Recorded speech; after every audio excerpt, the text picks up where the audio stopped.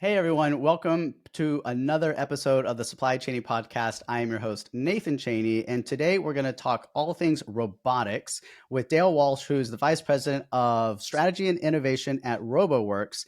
And we've just in the little pre-show, we've had some really interesting conversation. Really looking forward to kind of unpacking what Dale has done, his experience in the industry, and a little bit about what he does like outside of the office. So Dale, welcome to the show. Can you tell us a little bit more about yourself?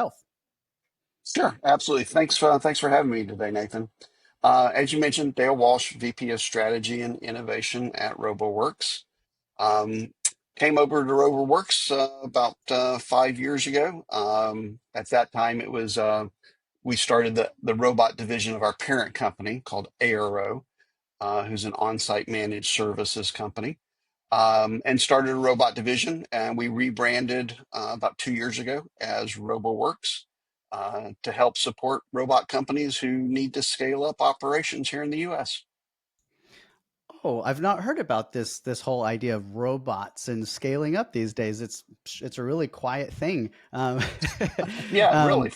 I think you caught a wave here probably, but let's back up a little bit and talk a little about who Dale Walsh is. Can you tell us a little about where you grew up? You know what you wanted to be when you grew up. You know back when you were a kid, and kind of how you keep your personal life busy today. Sure, absolutely. So, like many people, I grew up as a sci-fi guy, you know, watching TV, movies. So robots have always been of interest to me.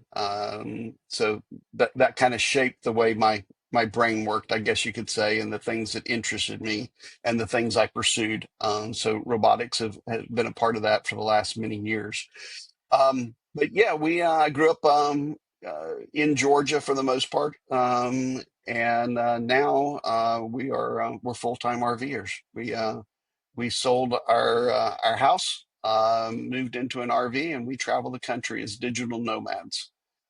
So currently in Ocala, Florida, for the winter right now, but we'll be leaving in the next month or so to hit the road again. Last year we spent all summer, actually about 8 months of the year out west in Colorado, Wyoming, Idaho, Montana, in that area. This year we'll be traveling more up north, maybe Niagara Falls, up UP of Michigan, Wisconsin, up in those areas. Just seeing the country, and experiencing different places, different food, different people, different cultures. It's a great way to see the world, and it's been enabled really by the technology that's available to us today to stay connected. You know, 5, 6 years ago, this would have been it would be a challenging. It was mainly folks who are retired who could travel and work this way, but now pretty much anybody can with the type of connectivity we have today. Funny story. We were both at ProMat last week. I saw Yep. that you were there. I was there. I road tripped up to Chicago from Dallas in an RV in a little Class B, Okay. mini Winnie, with my Yeah. good friend and head of growth Curtis, and we got ourselves an RV park in the suburbs of Chicago is where we were parked.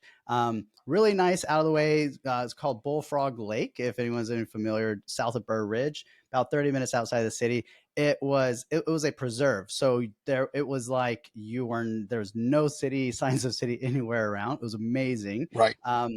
And it was a little bit of a last minute thing to do this. We had an Airbnb booked initially, and then decided, no, let's get in the RV. Let's make this a fun work trip and everything. Great time, but what we did not think about was Wi-Fi, and how the fact that we were recording Yes. content all day, interviews, and we needed to be uploading and doing a lot of stuff with video editing. And so that inability to have access to really good Wi-Fi and internet at the park was troublesome to say the least. And it sounds like you've solved for that. Yeah, you have to, you can't depend on campgrounds. You have to carry your own. So for us, we use a lot of cellular. We have AT&T, Verizon, and T-Mobile cellular service. And then have two Starlinks as well, one that stays on the rig, and then one that we travel in my truck with. So if we're out in the middle of Yellowstone, I can stop and do a conference call where there's no cell service whatsoever, but we could still have the use the Starlink Mini to be able to have that constant connectivity. So, yeah, it's great to be able to take a conference call sitting next to a river, watching eagles fly by. It's a rough life. Well, there was a craze, a digital nomad craze. I suppose it's still active today, with a lot of people taking advantage of the opportunity to work remotely, like yourself. Any Yes. tips or suggestions for those of what you've kind of learned? Any hacks for being a digital nomad? Well, the first one is definitely the connectivity piece that we just addressed. That's kind of a given these days. You've got to be able to do conference calls, video calls, and so that connectivity is really key to everything. Yeah, the next thing would be just the scheduling. It makes things can be a little challenging sometimes because I do have to fly from time to time, so need to be able to get to an airport. So we generally plan out our route about a year in advance, so we know where we're going to be. I kind of know what my show schedule, like you mentioned, ProMat. I go to a lot of other conferences. So I know where those are going to be, and sometimes I can actually, like we did last year, negotiate the rig, the RV travel to match up with the show schedule. Other times I just need to be able to get within a couple hours of an airport, so I can get to those places. So the scheduling can be a little bit of a challenge, and then of course you get the pop-up visits, the customer visits, and things like that can be a little challenging. So it's not all fun and games. There are some challenges to the lifestyle too, and of course you're taking your house down the road, bouncing on the highways that are not the smoothest highways in the world anymore.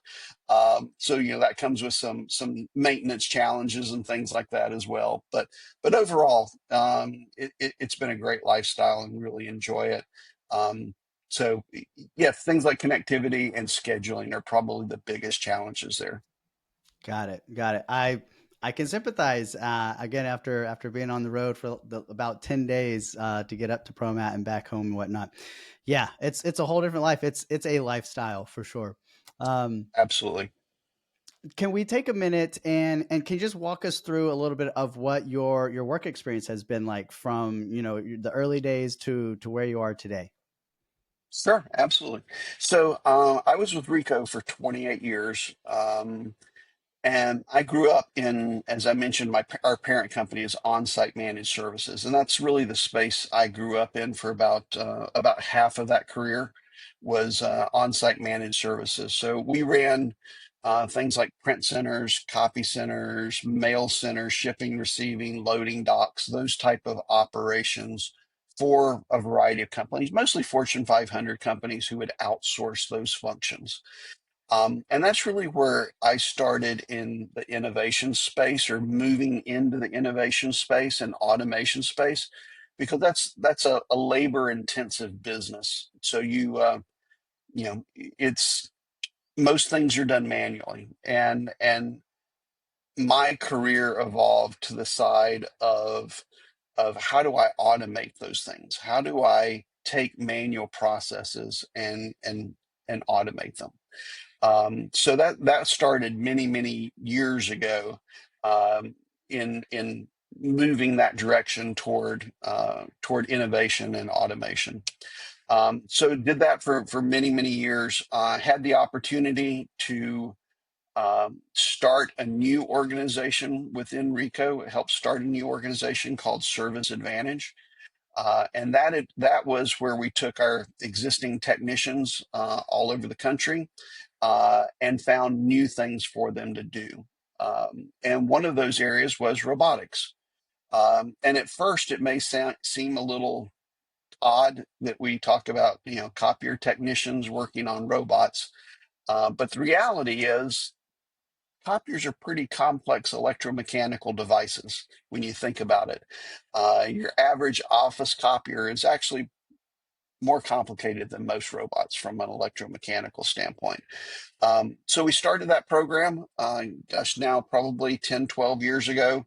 Um, it took a while to get started, as with most things when you're breaking into a new market, and to convince people like robot companies that you could actually install, maintain, and repair their robots. But we were pretty successful with that piece of it.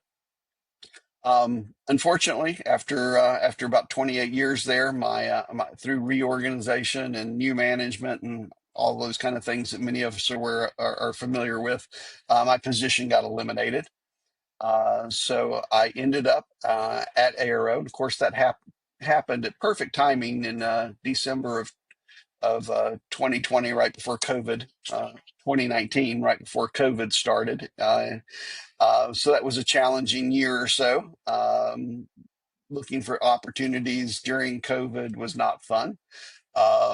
But things worked out well. I ended up at what is now Roboworx, and took all of those lessons that I've learned over the years supporting robot technology and other technologies, and took those lessons learned and have built it into what we're doing today at Roboworx, for installation, maintenance, repairs, and really helping robot companies scale. That's really what we do. That's an impressive career story. I really like how you made the connection, not only just in your story right now, but in your career about the automation and the electromechanical nature of copiers and how there is all that automation and actuators and all this sort of good stuff that take place in copiers and then also in robotics. And it sounds really cool that you're able to take a workforce of folks that have transferable skills and put them to use in a growing field today. Um, I think that's a really hot topic today. Let's touch on that a little bit more. Can you talk a little Sure. bit about that workforce that I think everyone talks about these days that is going to need to be equipped and ready to work on, maintain, guide and support robotics and automation in facilities? How comment on that from your perspective? Yeah, absolutely. And it's a little bit different for us here at Roboworks than it was when I was at Rico. At Rico, we had this big workforce of technicians. Here, we started from scratch. Our parent company has about 500 employees in the field, and we were able to begin by borrowing employees from that pool.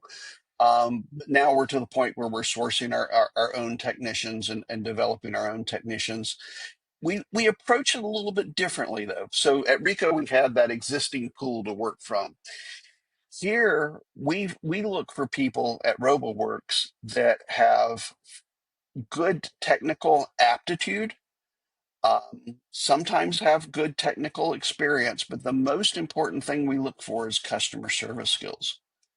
That we have people who can take care of the end customer.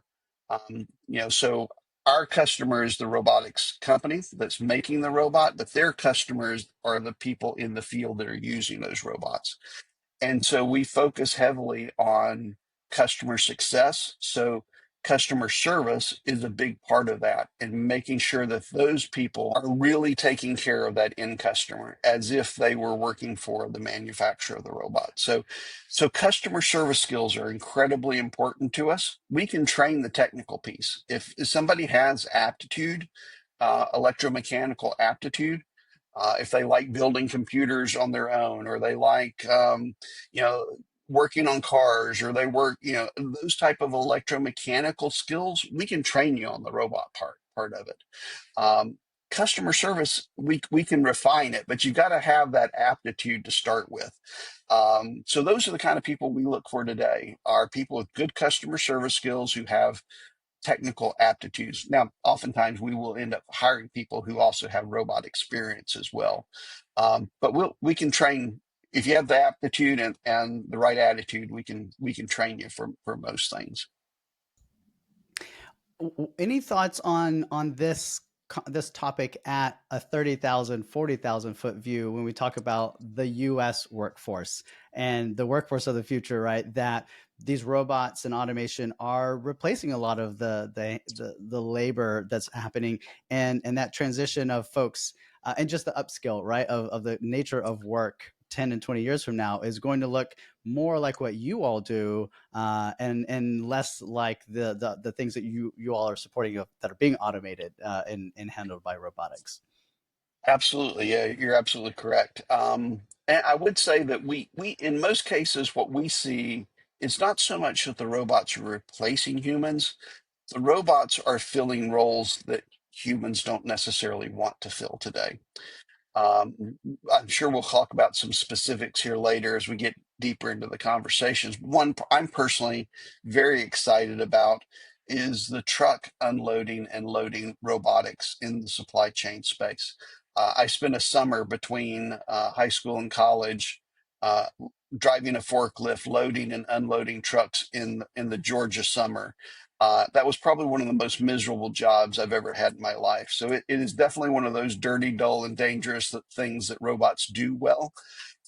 So it's great to see that that type of a task that is no fun whatsoever. That was not a fun summer of doing that work in 100-degree temperatures, being replaced with automation. So Yeah. people, generally don't necessarily want to do that work. It's not that you're taking jobs away. It's those Yeah. companies are already struggling to hire Yeah. people to do those kind of jobs. So I think that's a big part of it is kind of the mindset around that. Um, and it is a challenging workforce to hire from today. First thing is you got to get somebody to show up to the job. That's not always easy these days. But like I said, if we're hiring for the right customer service skills, generally we're getting somebody that's pretty reliable. But it is a challenging workforce to hire in. A lot of interviewing, to get that perfect candidate. Um, but because it is, I think what Americans choose to do for work these days is changing a lot. There are a lot of options, and a lot of people have pulled themselves out of the traditional workforce and either doing online work or gig work or some other type of work. So yeah, it can be a challenging environment to hire in. Some localities are more challenging than others. Um, but so far we've been able to overcome that.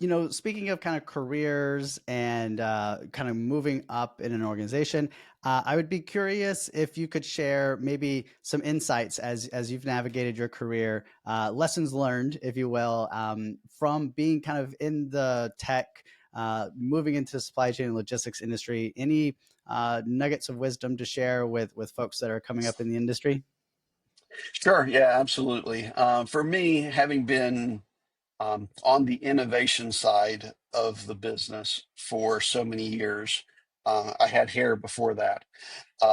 Beating my head against the wall, fighting the bureaucracy, trying to um, move the needle in automation is challenging.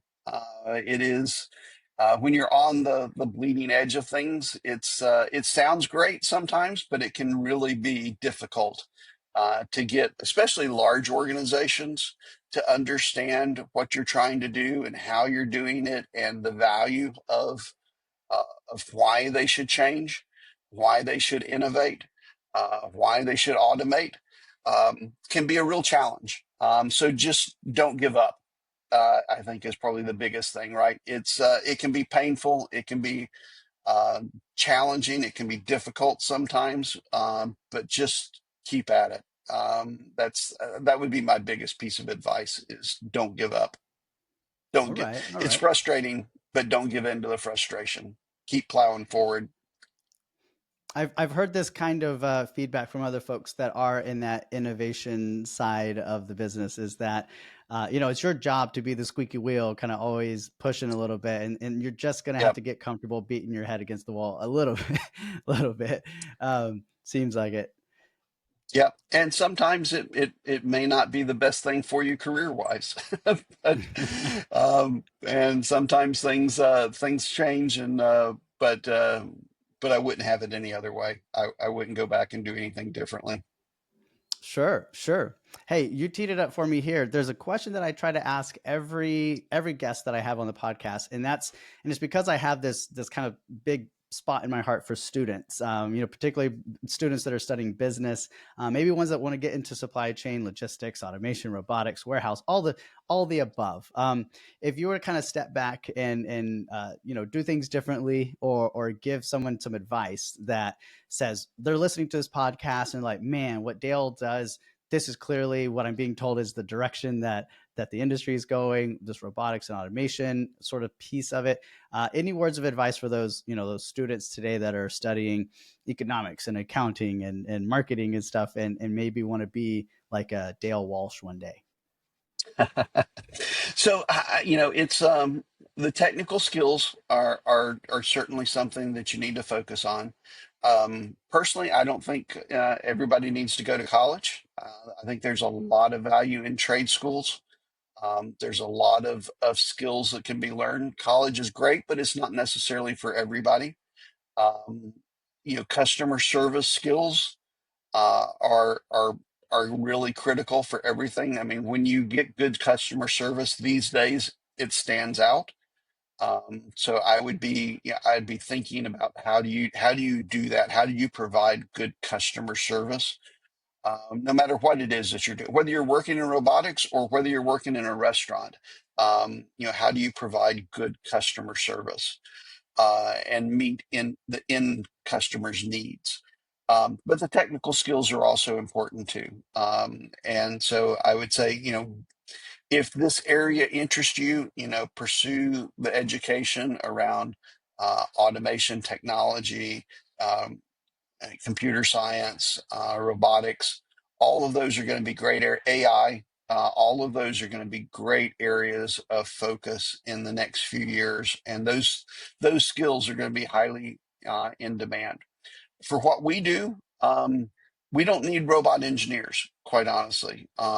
We need people with good technical aptitude who can repair robots, can maintain robots. That doesn't mean you have to have a degree in robotic engineering. In fact, you're probably going to be overpriced if you have a degree in robotic engineering, right? For the maintenance side.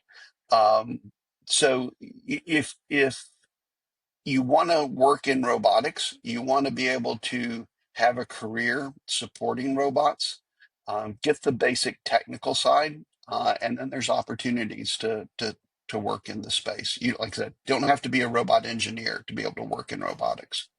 Gotcha. Gotcha. Let's maybe take that and then let's start kind of diving into exactly what Roboworx does. Maybe we could start that conversation by just kind of highlighting who your ideal client is, or customer is, or partner is. Sure. Our ideal customer is a growing robotics company, somebody who's come out of their developmental phase and they're ready to commercialize, or maybe they've already started to commercialize. We work with some very large companies. We work with some very small companies. Uh, Personally, I really like working with startups. I enjoy that environment. I enjoy the excitement of it and the pace of working with Starbucks, or excuse me, with startups. Um, and it's a space that I enjoy. So our ideal customer is those companies that are ready to begin to scale. They've gotten their first few customers, they've refined their product, but now it's time to scale across the country. And it's a big geography. It can be, if you're a robot company and you're exhibiting at ProMat. Now you've got some fantastic leads for big companies that want to use your robot. How you support that can be really, really challenging. It's the kind of thing that keeps the CEO, the founder, up at night. There's this big XYZ company that came by the booth. They really want us to do their robots. How in the world is my staff of 10 people going to do that at their 500 locations across the US? That's the kind of thing that keeps them up at night, right? Yeah. And that's where we step in, is to help them with that scaling. We do that by handling installation. We focus heavily on preventative maintenance and customer success. We feel like that's really the best way to maintain uptime. And then we're there to fix them when they break as well, which they will break. Anything electromechanical will break at some point. Okay, so that helps me kind of understand where y'all fit in this ecosystem. Um, can you talk about the various kinds of robots and stuff that you all do support? Maybe you could list off a Mhm. couple few use cases or formats. And one question that's actually coming to mind is, I've got significant experience in running an ASRS system in a DC, and I've also got experience in autonomous vehicles, autonomous self-driving Okay. trucks. So can you service my self-driving truck, or are you kind of mostly within the four walls of a warehouse? Like, what kind of robots and what environments do y'all work in?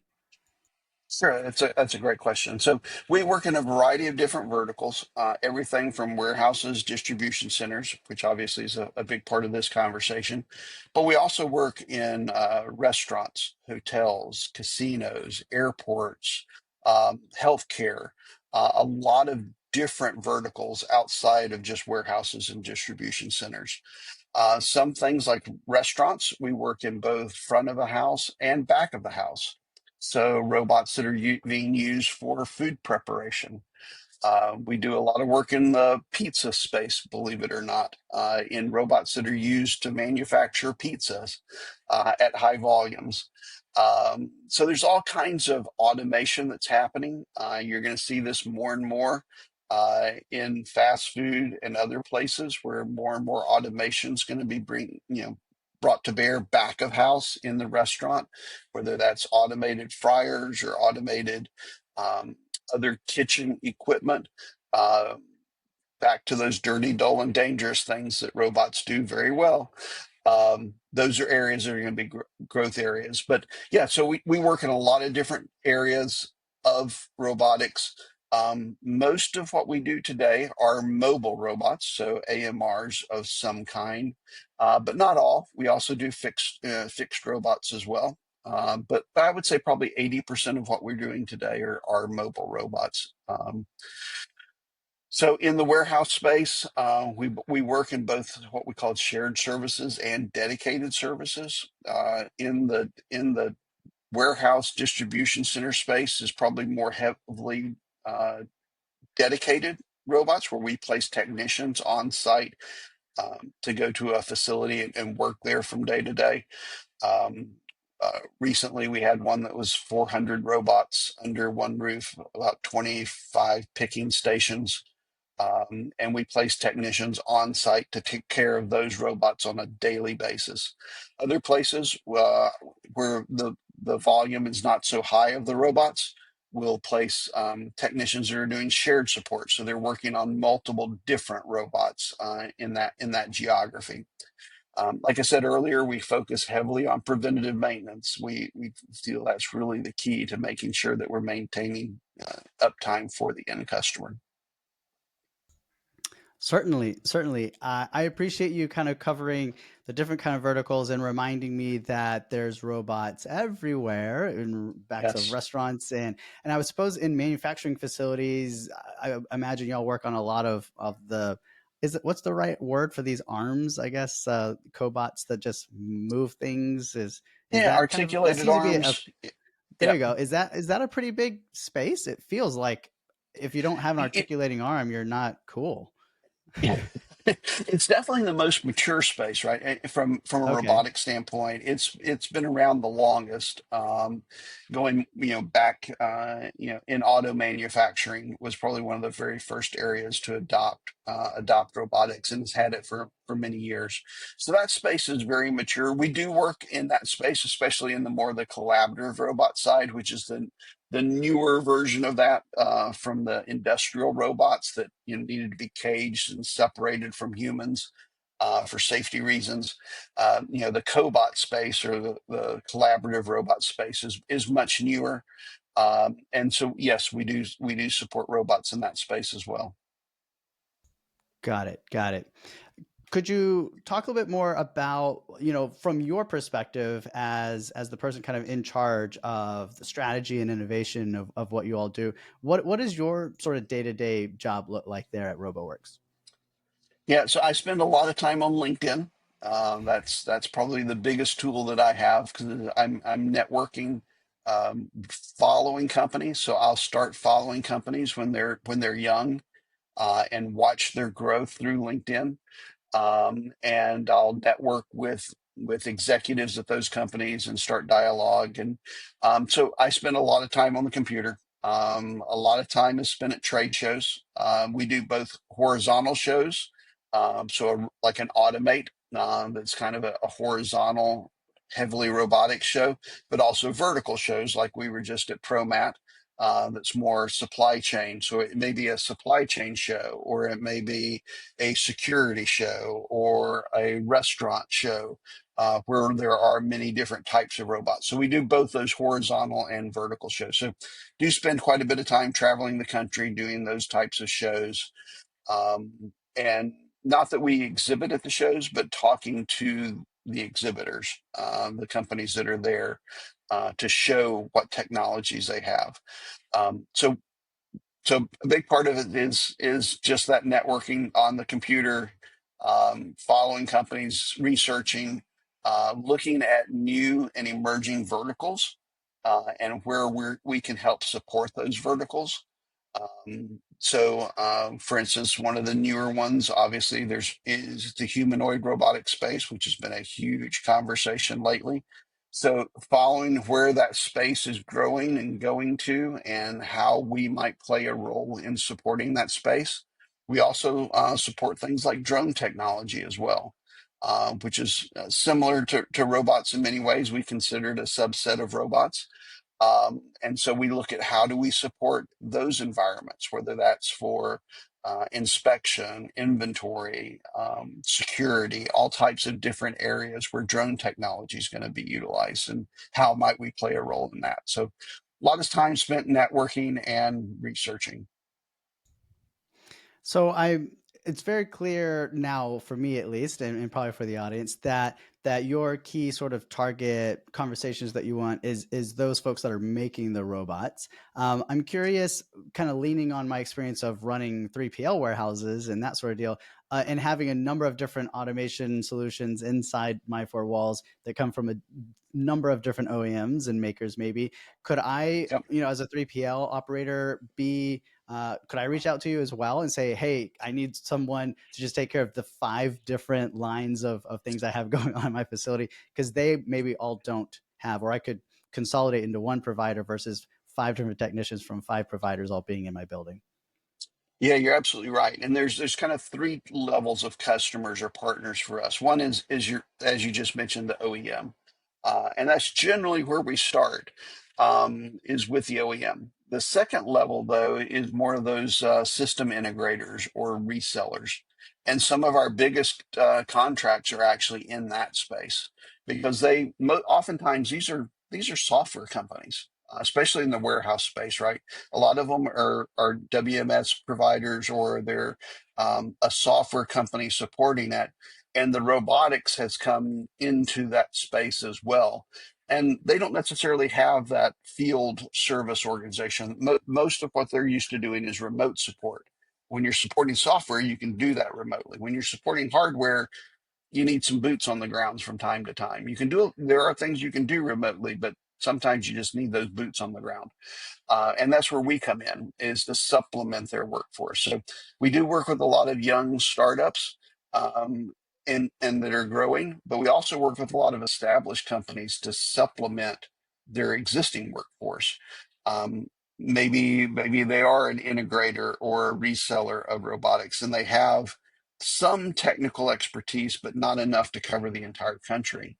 We can step in and handle things like the preventative maintenance. Maybe they keep their workforce focused on doing implementations, and we take over the PMs for them. The smaller companies, we tend to be their entire operations arm. So we'll take the calls, we'll do the dispatch, we'll go on site, we'll handle everything for them.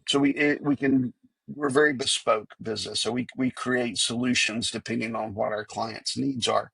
So absolutely. So we do work with OEMs, we work with integrators and resellers, and then sometimes large customers as well, who, like you just mentioned, say, I I need all of this automation working, and can you help support all of the different technologies here under my roof?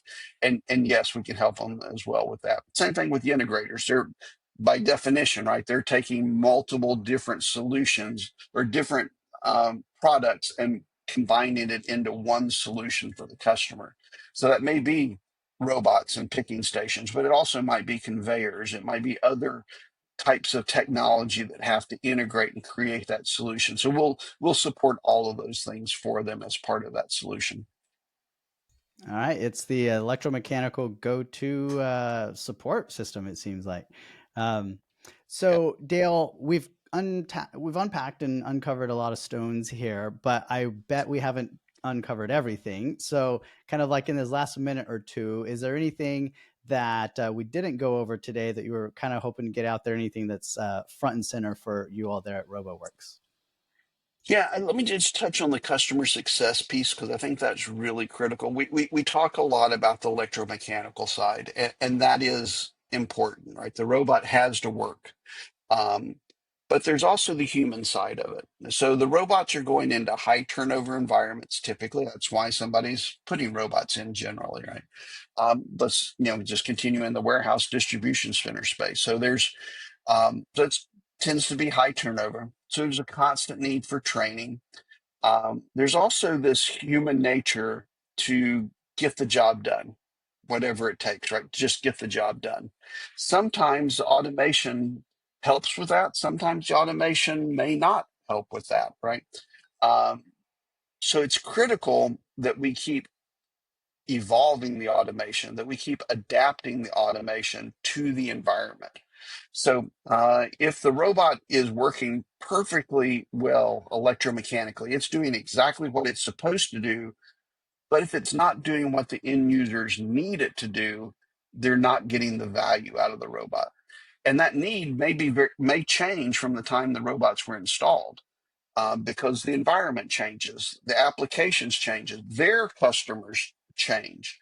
So we have to constantly be adapting these robots to fit the current needs for the customer. And that's not an electromechanical thing. The robot goes from point A to point B like it's supposed to. But sometimes point B is not where it should have gone. So those are the kind of things that we try to constantly do as well, is adapt the robots to the environment to make sure that that end customer is truly getting the value. A few years ago, robot companies thought you can just put the robot in, and if it works when you installed it, you can walk away and everything's great.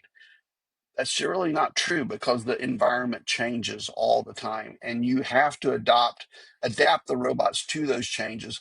Otherwise, they just don't either get fully utilized, or even worse, they just get pushed over in the corner, and the humans go back to doing it the way they've always done it. It's just human nature, like I said, get the job done. And oftentimes they won't pick up the phone and call you to say, hey, the robot's not doing what we need it to do. They don't either feel empowered to do that, or they don't have a desire to do it. So you've got to be there kind of on site to see how the robots are being used, and make those fine tuning and adjustments to it. And that's really what we consider customer success, which is beyond just making sure that the robot functions correctly electromechanically.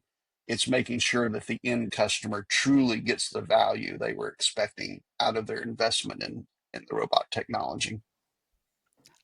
Wow, that was as profound as anything I've heard today. I appreciate you adding that extra cherry on top to the conversation, that I think I hadn't thought of before yet until right now. So I appreciate that a lot. Um, well, thanks for coming on today and sharing a little bit of your experience and your expertise with us, Dale. Hopefully, see you around. Maybe I'll pass you on the interstate here someday. But really great having you on the show today, and have a good rest of the week. Thanks for having me, Nathan. Always happy to talk about robots.